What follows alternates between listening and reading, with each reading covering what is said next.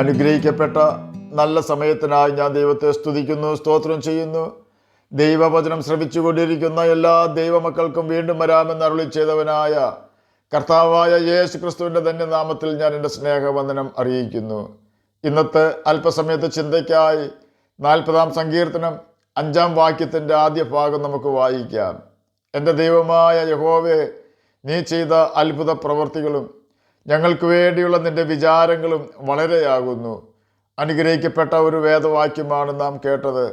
40-ാം സങ്കീർത്തനം ദാവീദിൻ്റെ ഒരു പ്രാർത്ഥനയാണ്. അവൻ്റെ വലിയ പ്രതിസന്ധികളിൽ നിന്നും രക്ഷിക്കണം എന്നതാണ് തൻ്റെ ആവശ്യം. സംഖ്യയില്ലാത്ത അനർത്ഥങ്ങൾ അവനുണ്ട്. തൻ്റെ പാപനിമിത്തമാണ് അനർത്ഥങ്ങൾ തനിക്ക് വന്നതെന്ന് സങ്കീർത്തനക്കാരൻ വിശ്വസിക്കുന്നു. മേൽപോട്ട് നോക്കുവാൻ കഴിയാതെ വണ്ണം എൻ്റെ അകൃത്യങ്ങൾ എന്നെ എത്തിപ്പിടിച്ചിരിക്കുന്നു എന്നാണ് ദാവീദ് 40-ാം സങ്കീർത്തനത്തിൽ പ്രസ്താവിച്ചിരിക്കുന്നത്. വിഷയം എന്തു തന്നെയായാലും ഒരു കാര്യത്തിൽ തനിക്ക് വിശ്വാസമുണ്ട്. താൻ ആശ്രയിക്കുന്ന യഹോവ അഥവാ കർത്താവായ യേശു ക്രിസ്തു തന്നോട് കരുണ കാണിക്കുവാനും ക്ഷമിക്കുവാനും ശക്തനാണ് എന്ന് അവൻ വിശ്വസിക്കുന്നു. ദൈവത്തിൽ നിന്നും ലഭിക്കുവാൻ പോകുന്ന സൗഖ്യത്തിനായും രക്ഷയ്ക്കായും അവൻ പ്രതീക്ഷയോടെ അവനെ കാത്തിരിക്കുകയാണ്. അവൻ്റെ വിശ്വാസം ബലപ്പെടുന്ന ചിന്തകൾ ദാവീദിൻ്റെ ഹൃദയത്തിൽ ഉള്ളതിനാൽ അവൻ പറയുകയാണ്, ഞാനോ എളിയവനും ദരിദ്രനുമാകുന്നു, എങ്കിലും കർത്താവ് എന്നെ വിചാരിക്കുന്നു. 40-ാം സങ്കീർത്തനം 17-ാം വാക്യമാണ് നാം കേട്ടത്. ദൈവത്തിന് നമ്മെക്കുറിച്ച് ഉത്തരവാദിത്വമുണ്ട് എന്ന അറിവ് നമുക്ക് മുന്നോട്ടുള്ള ആത്മീക ജീവിതത്തിന് മുതൽക്കൂട്ടാണ് എന്നതിന് സംശയമില്ല. എല്ലാ സാഹചര്യങ്ങളും അനുകൂലമായിരിക്കുമ്പോൾ നമുക്ക് ദൈവത്തിൽ വിശ്വാസമുണ്ട് എന്ന് പറയുന്നതിൽ വലിയ കാര്യമില്ല.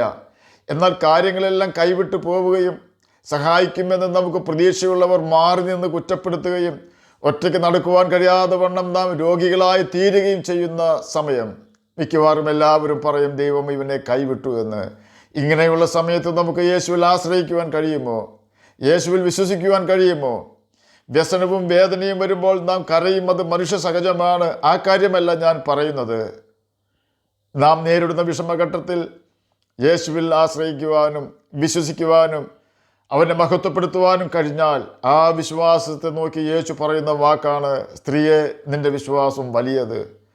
40-ാം സങ്കീർത്തനം 5-ാം വാക്യത്തിൽ ദാവീദ് പറയുകയാണ്, എൻ്റെ ദൈവമായ യഹോവേ, നീ ചെയ്ത അത്ഭുത പ്രവൃത്തികളും ഞങ്ങൾക്ക് വേണ്ടിയുള്ള നിൻ്റെ വിചാരങ്ങളും വളരെയാകുന്നു. ദാവീദിനെ കുറിച്ച് മാത്രമല്ല, മശിഹായെക്കുറിച്ചും രേഖപ്പെടുത്തിയിരിക്കുന്ന ഒരു സങ്കീർത്തനമാണിത്. ദാവീദിനെക്കുറിച്ച് അല്പം കാര്യങ്ങൾ ചിന്തിച്ചതിന് ശേഷം മശിഹായെക്കുറിച്ച് നമുക്ക് ചിന്തിക്കാം. ദൈവത്തിൻ്റെ അത്ഭുത പ്രവൃത്തികളെക്കുറിച്ച് രേഖപ്പെടുത്തിയിരിക്കുന്നത് സൃഷ്ടിപ്പിനെക്കുറിച്ചും തൻ്റെ സൃഷ്ടികളെ പരിപാലിക്കുന്നതിനെക്കുറിച്ചും പാപത്തിൽ നശിച്ചു പോയ മനുഷ്യവർഗത്തെ അവരുടെ പാപത്തിൻ്റെ ശിക്ഷ ഏറ്റുവാങ്ങിക്കൊണ്ട് മനുഷ്യവർഗത്തെ രക്ഷിച്ചതിനെക്കുറിച്ചും എല്ലാറ്റിനുമുപരി മനുഷ്യവർഗത്തിന് നൽകുവാൻ ദൈവം ഒരുക്കി വെച്ച ശരീരത്തിൻ്റെ വീണ്ടെടുപ്പിനെക്കുറിച്ചും ആണെന്ന് ചിന്തിക്കുന്നതിൽ തെറ്റില്ല. ഇസ്രയേൽ മക്കളെ മിസ്രയീമിൻ്റെ അടിമത്തത്തിൽ നിന്നും രക്ഷിക്കുവാൻ ദൈവം വലിയ അത്ഭുതങ്ങളും അടയാളങ്ങളും ചെയ്തിരുന്നു. ആ അത്ഭുതങ്ങളെക്കുറിച്ചാണോ ദാവീദ് ഉദ്ദേശിച്ചത് എന്ന് നമുക്കറിയില്ല. ദാവീദിന് വേണ്ടി ദൈവം വലിയ കാര്യങ്ങൾ ഒത്തിരി പ്രാവശ്യം ചെയ്തിരുന്നു. ദൈവം തൻ്റെ ജനത്തിനു വേണ്ടി ചെങ്കടൽ പിളർന്നതും യോർദാൻ വറ്റിച്ചതും മാറായ മധുരമാക്കിയതും മരുഭൂമിയിൽ മന്ന പൊഴിച്ചതും കാടപ്പക്ഷികളെ നൽകിയതും പകൽ തണലിനായി മേഘവും രാത്രി വെളിച്ചത്തിനായി അഗ്നിസ്തംഭവും നിർത്തിയതും ചുട്ടുപൊള്ളുന്ന പാറയിൽ നിന്നും വെള്ളം ചാടി പുറപ്പെടുവിച്ചതും എല്ലാം ഇസ്രയേൽ മക്കളുടെ നിലനിൽപ്പിനും അവരുടെ സന്ധാരണത്തിനും അത്യന്താപേക്ഷിതമായിരുന്നു. എങ്കിൽ മിസ്രയീം ജനത്തെ 10 ബാധകളാൽ ബാധിച്ചത് താൻ യഹോവയായ ദൈവമാണെന്നും താനല്ലാതെ മറ്റൊരു ദൈവമില്ല എന്നും മിസ്രയീം രാജാവായ ഫറവോനും അവൻ്റെ ജനങ്ങളും മനസ്സിലാക്കുവാനുമായിരുന്നു. ദൈവം നീതിയില്ലാത്തവനാണെന്ന് ഫറവോനോ അവൻ്റെ ആളുകളോ ഒരിക്കലും പറയുകയില്ല. പിന്നെയും മോശയോട് അവർ പറഞ്ഞത്, നീയും നിൻ്റെ ദൈവമായ യഹോവയും നീതിയുള്ളവർ എന്നാണ്. കാരണം ലക്ഷക്കണക്കിനായ ഇസ്രയേൽ മക്കളെ മിസ്രയീമ്യർ അടിമപ്പണി ചെയ്യിപ്പിച്ച് കഷ്ടപ്പെടുത്തിയിരുന്നു. കഷ്ടത്തിലായിപ്പോയ ഇസ്രയേൽ ജനത്തെ മിസ്രയീമ്യർ വിട്ടയച്ചിരുന്നെങ്കിൽ ഒരു ബാധ പോലും യഹോവ മിസ്രയീമ്യർക്ക് വരുത്തുമായിരുന്നില്ല. തൻ്റെ കഷ്ടതയുടെ നാളുകളിൽ ദാവീദ് ഈ കാര്യങ്ങളെല്ലാം ഓർക്കുന്നുണ്ട്. ദൈവം നമ്മുടെ ജീവിതത്തിലും ഇതുപോലെയുള്ള അത്ഭുതങ്ങൾ അല്ലെങ്കിലും എത്രയോ പ്രതിസന്ധികളിൽ നിന്നും രക്ഷിച്ചിട്ടുണ്ട്. അവയിൽ ഏതെങ്കിലും ഒരു കാര്യം നാം ഓർത്താൽ നിശ്ചയമായും പ്രതിസന്ധിയിൽ ആ ഓർമ്മ നമുക്ക് ആശ്വാസവും വിടുതലുമായി ഭവിക്കും. 103-ാം സങ്കീർത്തനം 1-ാം വാക്യത്തിൻ്റെ അവസാന ഭാഗത്ത് സങ്കീർത്തനക്കാരൻ പറയുകയാണ്, ദൈവത്തിൻ്റെ ഉപകാരങ്ങളൊന്നും മറക്കരുത് എന്ന്. 40-ാം സങ്കീർത്തനം 5-ാം വാക്യത്തിൽ ദാവീദ് പറയുകയാണ്, ഞങ്ങൾക്ക് വേണ്ടിയുള്ളതിൻ്റെ വിചാരങ്ങൾ വളരെയാകുന്നു. ഇസ്രായേൽ മക്കളെല്ലാവരെയും ഉദ്ദേശിച്ചാണോ ഞങ്ങൾക്ക് വേണ്ടി എന്ന വാക്ക് ഉപയോഗിച്ചതെന്ന് നമുക്കറിയില്ല. അങ്ങനെ ആയിരിക്കാം. ഇന്ന് ജീവിക്കുന്ന നമുക്ക് എല്ലാവർക്കും വേണ്ടിയുള്ള ദൈവത്തിൻ്റെ വിചാരങ്ങൾ വളരെയാകുന്നു എന്ന് പറഞ്ഞാലും തെറ്റില്ല. കാരണം ഇസ്രായേൽ മക്കൾക്ക് വേണ്ടിയും തന്നോടൊപ്പം മരുഭൂമിയിൽ ശൗലിനെ പേടിച്ച് ഒളിച്ചു ജീവിച്ച 400-ൽ അധികം ആളുകൾക്ക് വേണ്ടിയും ഇന്ന് ജീവനോടിരിക്കുന്ന നമുക്ക് എല്ലാവർക്കും വേണ്ടിയും ഉള്ള ദൈവത്തിൻ്റെ കരുതൽ അഥവാ വിചാരങ്ങൾ വളരെയാണ്. മിസ്രയീമിൽ നിന്നും ഇറങ്ങിപ്പുറപ്പെട്ട ജനത്തിൻ്റെ വഴിയിൽ അവർ നേരിടുവാൻ പോകുന്ന ഒരു കാര്യവും അറിയാത്തവരായിരുന്നു. എന്നാൽ അവർക്ക് മരുഭൂമിയിൽ കൂടി യാത്ര ചെയ്ത് കനാൻ ദേശത്ത് എത്തിച്ചേരുന്നത് വരെ എന്തെല്ലാം കാര്യങ്ങൾ ആവശ്യമുണ്ടെന്നും അവർക്ക് സംരക്ഷണവും വിശ്രമവും ആഹാരവും വെള്ളവും ആവശ്യമുണ്ടെന്നും ദൈവത്തിന് അറിയാവുന്നത് കൊണ്ടും ദൈവത്തിന് തൻ്റെ ജനത്തെക്കുറിച്ച് കരുതലുള്ളത് കൊണ്ടും ജനത്തിനു വേണ്ടി സമയങ്ങളിൽ സകലതും ദൈവം ഒരുക്കി കൊടുത്തു. അതുകൊണ്ട് അവർ നിർഭയരായി മരുഭൂമിയിൽ കൂടി യാത്ര ചെയ്തു. ദാവീദിൻ്റെ കാര്യം മാത്രം എടുത്താൽ അവനും ശൗലിനെ പേടിച്ച മരുഭൂമിയിലും അന്യദേശത്തും വനാന്തരങ്ങളിലും ഒളിച്ചു കഴിഞ്ഞപ്പോൾ അവനും അവനോട് കൂടെയുള്ള സകല മനുഷ്യർക്കും ആവശ്യമായ ആഹാരവും വസ്ത്രവും സംരക്ഷണവും ധൈര്യവും യഹോവ നൽകിക്കൊണ്ടിരുന്നു. ഒരു ദിവസം ഞാൻ ശൗലിൻ്റെ കയ്യാൽ പട്ടുപോകുകയുള്ളൂ എന്ന് ദാവീദ് പറഞ്ഞപ്പോൾ യഹോവ ആ വാക്ക് കേട്ട് സങ്കടപ്പെട്ട് കാണും. എനിക്കും മരണത്തിനുമിടയിൽ 4 വിരൽ നീളം മാത്രം എന്ന് ദാവീദ് പറഞ്ഞപ്പോൾ ദൈവം ദുഃഖിച്ചു കാണും. കാരണം ദാവീദ് ഒറ്റയ്ക്കല്ലായിരുന്നു, അവനോട് കൂടെ യഹോവ ഉണ്ടായിരുന്നു. എവിടെയെല്ലാം അവൻ അലയേണ്ടി വന്നുവോ അവനെ ബലപ്പെടുത്തുവാനും സഹായിക്കുവാനും ദൈവം അവനോട് കൂടെ ഉണ്ടായിരുന്നു. 2 ശമൂവേൽ 5-ാം അധ്യായം 10-ാം വാക്യത്തിൽ അത് രേഖപ്പെടുത്തിയിട്ടുണ്ട്. സൈന്യങ്ങളുടെ ദൈവമായ യഹോവ തന്നോട് കൂടെ ഉണ്ടായിരുന്നത് കൊണ്ട് ദാവീദ് മേൽക്കുമേൽ പ്രബലനായി തീർന്നു. തന്നെയുമല്ല, കൊച്ചു കുഞ്ഞുങ്ങളെ സംരക്ഷിക്കുവാൻ മാതാപിതാക്കൾ ശ്രദ്ധിക്കുന്നത് പോലെ ദൈവം തന്നോടുകൂടെ യാത്ര ചെയ്തുകൊണ്ട് അവനെ സംരക്ഷിച്ചു കൊണ്ടിരുന്നു. ആ യാഥാർത്ഥ്യം ദാവീദ് തിരിച്ചറിഞ്ഞത് 2 ശമൂവേൽ 7-ാം അധ്യായം 9-ാം വാക്യത്തിൽ കൂടി യഹോവ ദാവീദിനോട് സംസാരിച്ചപ്പോൾ മാത്രമായിരുന്നു. നീ സഞ്ചരിച്ചു വന്ന എല്ലായിടത്തും ഞാൻ നിന്നോട് കൂടെ ഉണ്ടായിരുന്നു. നിന്റെ സകല ശത്രുക്കളെയും നിന്റെ മുമ്പിൽ നിന്നും ഛേദിച്ച് കളഞ്ഞിരിക്കുന്നു. 2 ശമൂവേൽ 7-ാം അധ്യായം 9-ാം വാക്യമാണ് നാം കേട്ടത്.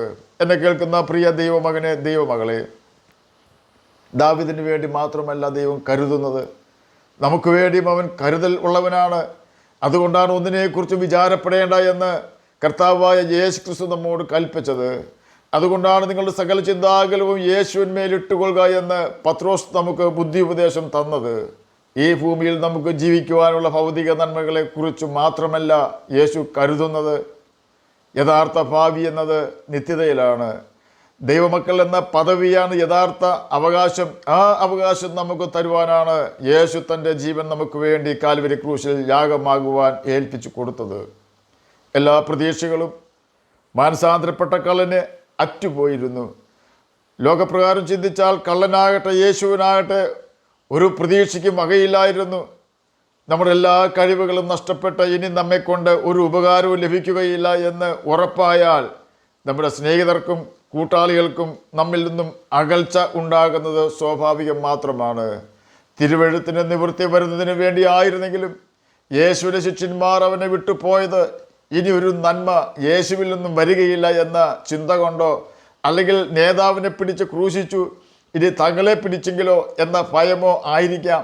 എന്നാൽ മാനസാന്തരപ്പെട്ട കള്ളൻ പറയുകയാണ്, ബലഹീനനായ യേശുവിനെ നോക്കിക്കൊണ്ട്, രക്തം മുഴുവൻ വാർന്നുപോയ കർത്താവായ യേശു ക്രിസ്തുവിനെ നോക്കിക്കൊണ്ട്, കണ്ടാൽ ആളല്ല എന്ന് തോന്നുമാറ് സൗന്ദര്യമെല്ലാം നഷ്ടപ്പെട്ട് വിരൂപനായി തീർന്ന യേശുവിനെ നോക്കിക്കൊണ്ട് തന്നെ കുത്തുന്നവരോടോ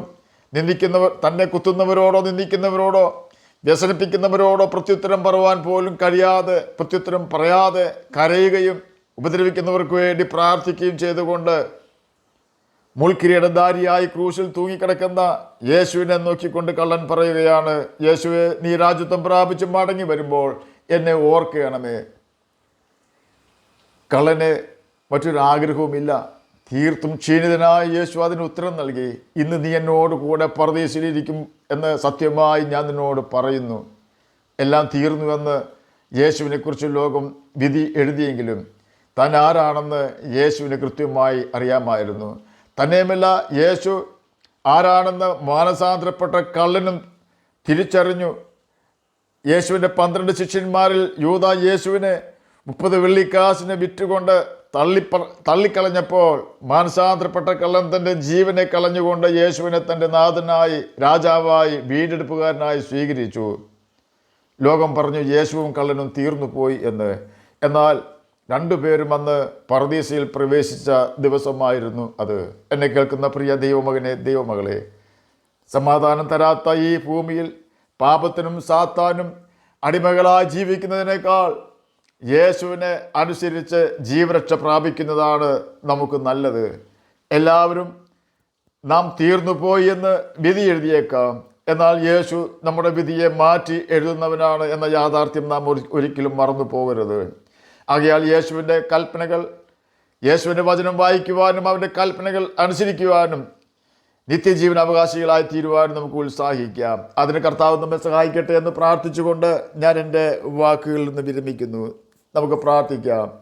ഞങ്ങളെ സ്നേഹിക്കുന്ന സ്വർഗീയ പിതാവേ, നല്ല വചനത്തിനായി ഇങ്ങനെ സ്തുതിക്കുന്നു, സ്തോത്രം ചെയ്യുന്നു.